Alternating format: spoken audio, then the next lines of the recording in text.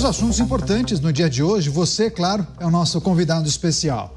E o Supremo Tribunal Federal marcou para setembro o julgamento da regulamentação das redes sociais.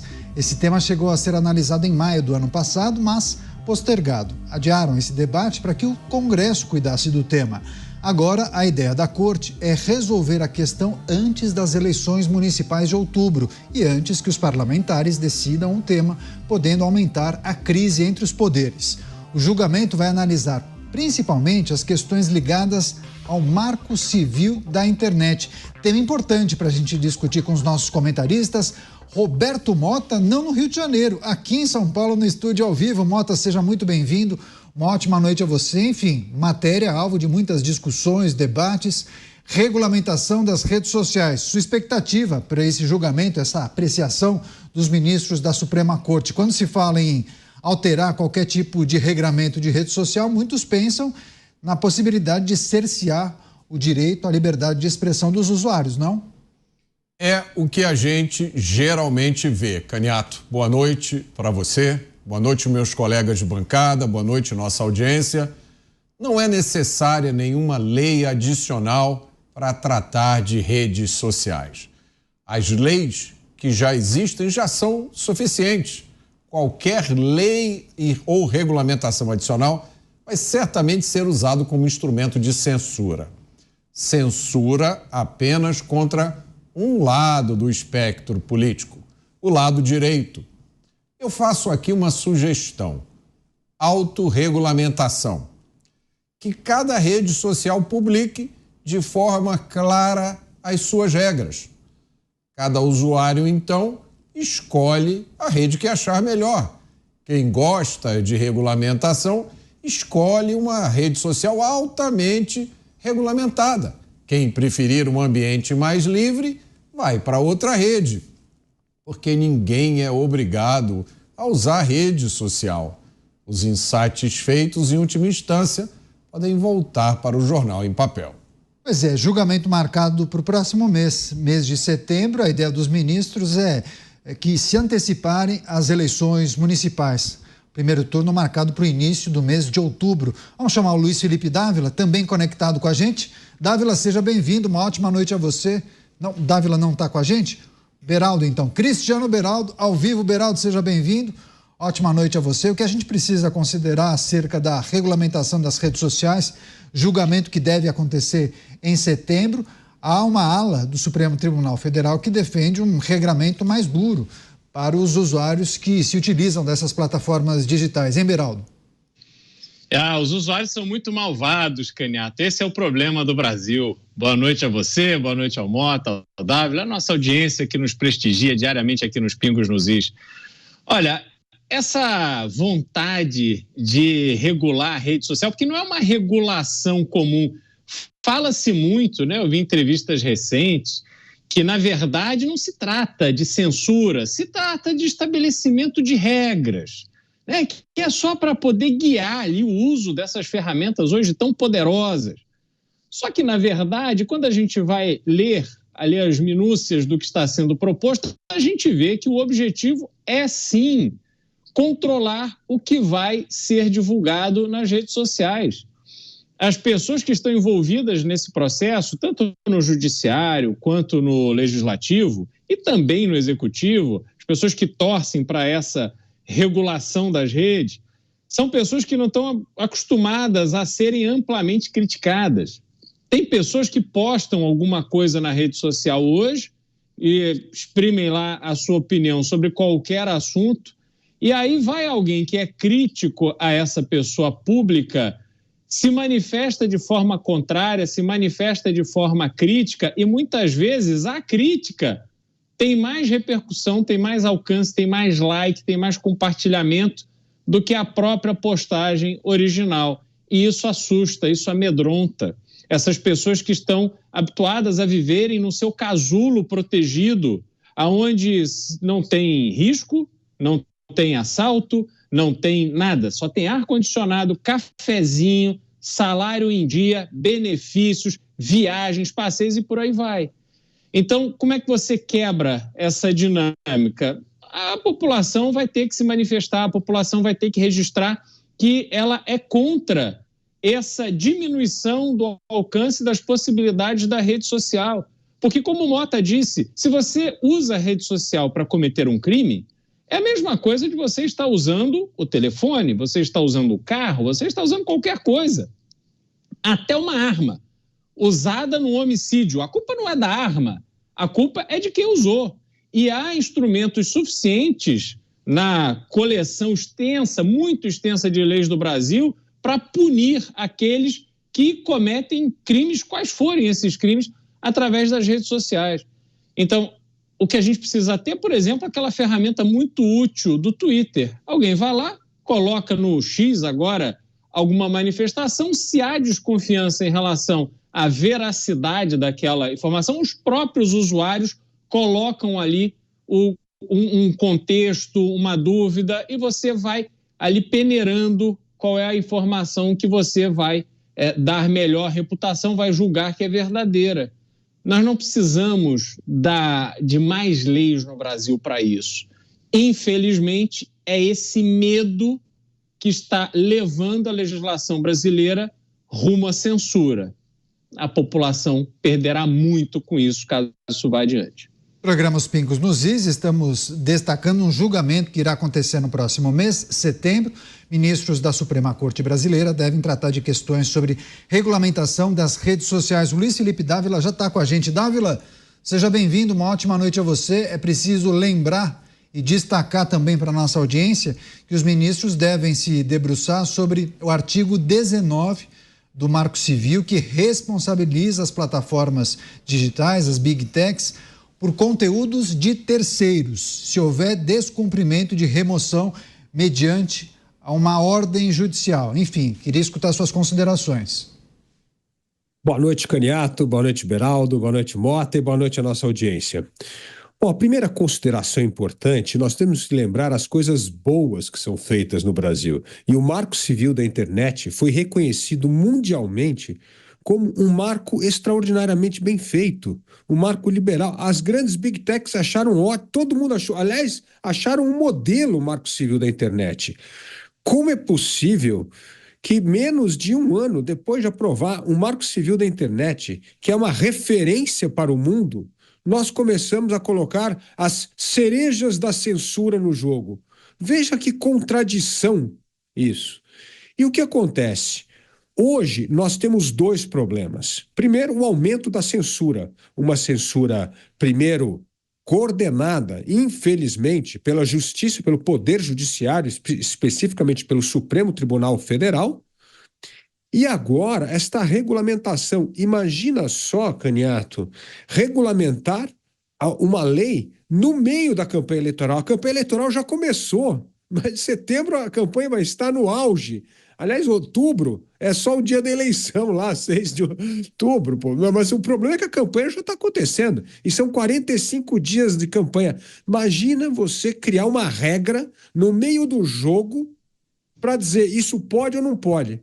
Não tem como, isso só vai aumentar a insegurança jurídica. E quanto mais aumenta essa insegurança jurídica, maior a arbitrariedade dos censores para dizer o que pode e o que não pode.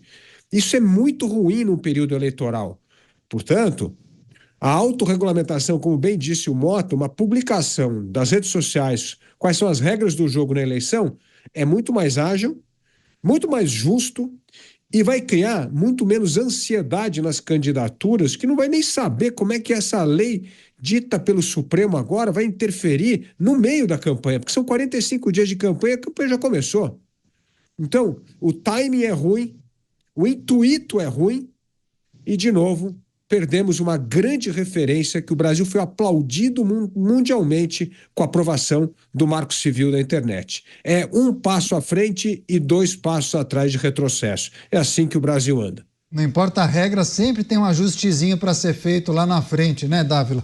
Você, Mota, queria que também trouxesse sua percepção, sua reflexão sobre o momento dessa apreciação. Há algumas semanas de um pleito eleitoral. Naturalmente, há algum tipo de contaminação na discussão que acontece também no ambiente digital, né? Eu acho que o Dávila levantou aí um ponto muito importante, mas esse não é exatamente o ponto que me preocupa mais, Dávila. O que me preocupa é a insistência nesse assunto, é a falta de entendimento do papel das redes sociais no mundo de hoje. Eu desconfio que boa parte dessa discussão é conduzida por pessoas que não usam rede social. Aliás, eu desconfio não, eu tenho certeza.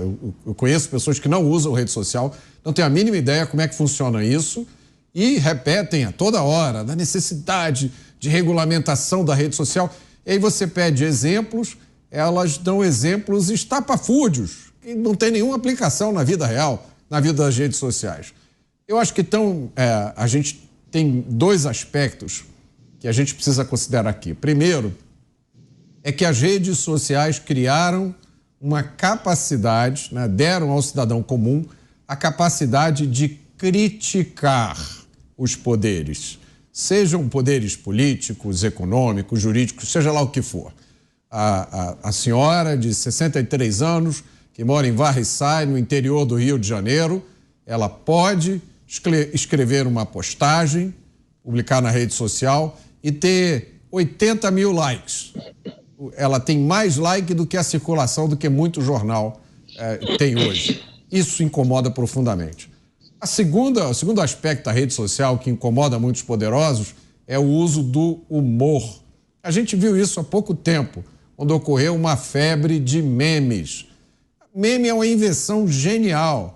É uma crítica política, social e econômica resumida em um desenho, em uma figura, em uma frase.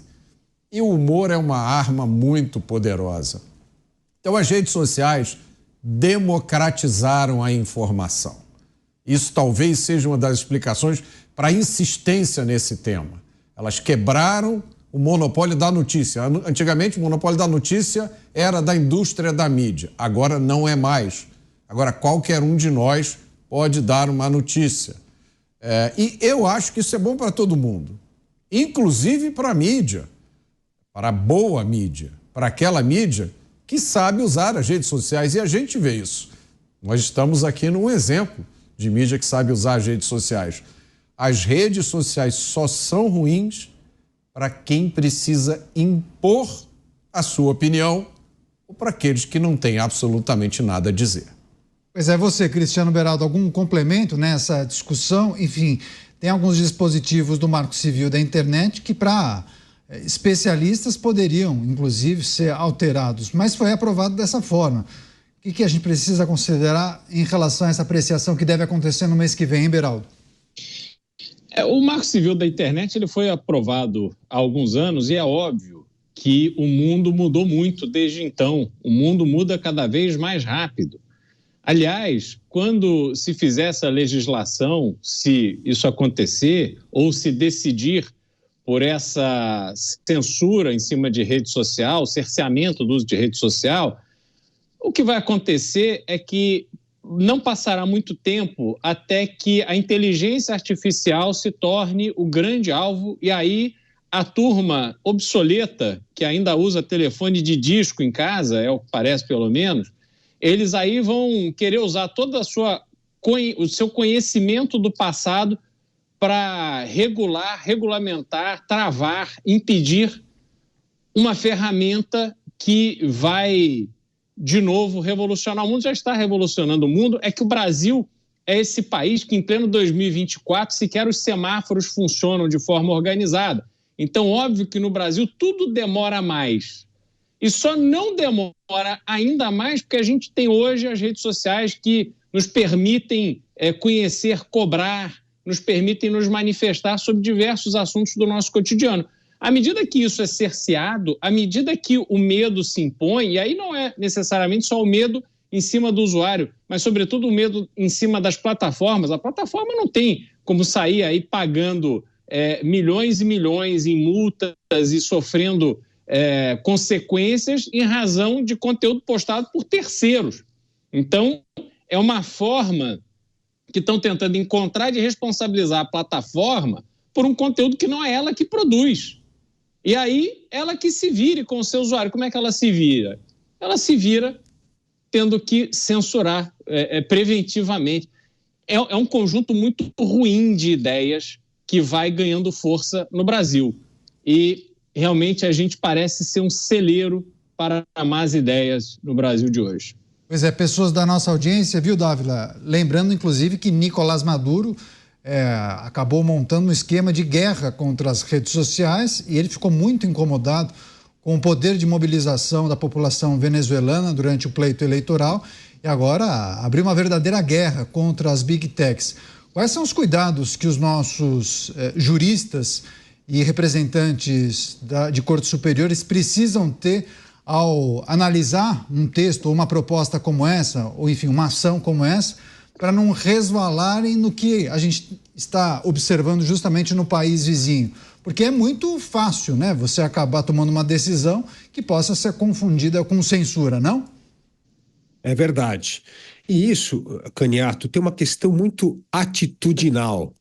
Quem exerce um cargo público precisa estar aberto à crítica.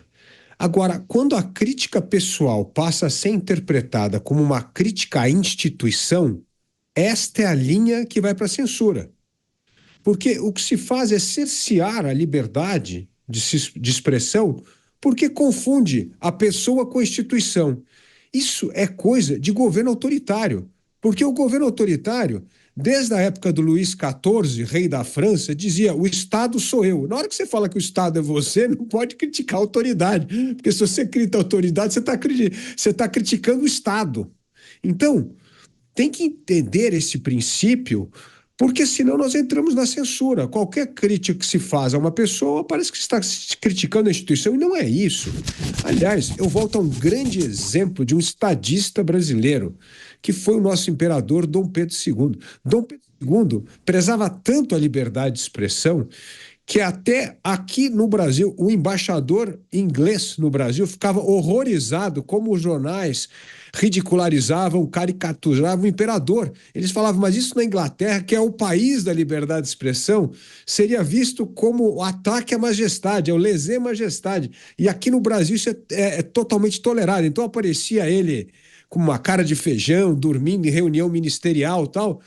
E ele achava que a coisa mais importante para manter a sanidade do governante era justamente uma imprensa livre, era ter acesso a esse material, para ele não ficar sendo cercado apenas daqueles puxa-sacos de palácio que fala tudo que você quer escutar e nunca te falam a verdade. Olha só, o estadista que entendia a riqueza da liberdade de expressão, para ele não se iludir com o poder e com aqueles que o cercam, que estão sempre querendo cobiçar cargo. Então, veja só, isso no século XIX. Agora, em pleno século XXI, nós temos pessoas que ocupam cargos públicos que se sentem ofendidas na pessoa pessoal e transferem isso como se fosse um ataque às instituições. Isso é o que define liberdade de expressão de censura. Esse é um tema muito importante, a gente vai seguir acompanhando qualquer novidade em primeira mão aqui na programação da Jovem Pan News. Tem um outro